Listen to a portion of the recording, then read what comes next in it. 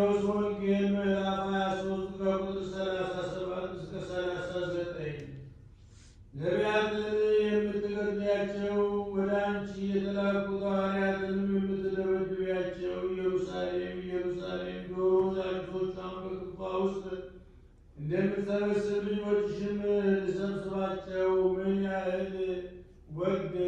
እናንተ ግን እምቢ አላችሁ። እነሆ ቤታችሁ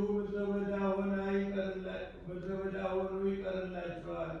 እውነት እላችኋለሁ በእግዚአብሔር ስም የሚመጣ ብሩክ ነው እስከምትሉበት ጊዜ ድረስ ከዛሬ ጀምሮ አታዩኝም እላችኋለሁ።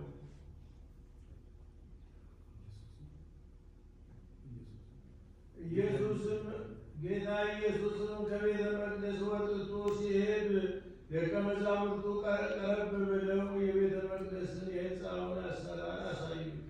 ጌታ ኢየሱስም መልሶ ይህን ሁሉ ታያላችሁን?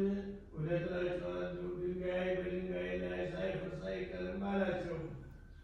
ኢየሩሳሌም ዶሮ ጫጩቶቿን በክንፏ በታች እንደምትሰበስብ ልጆችሽን እሰበስባቸው ዘንድ ብዙ ጊዜ ወድጄ ነበር አለ። እኔ እግዚአብሔር ከዛሬ ጀምሮ ቤታችሁን ምድረ በዳ አድርጌ እተዋለሁ የፈረሰ ይሆን ዘንድ። ከአይሁድም 1,200,000 በሰይፍ ስለት ይገደላሉ አለ። ከእግዚአብሔርም ዘንድ ታላቅ ቁጣ ወረደ። የእርግማን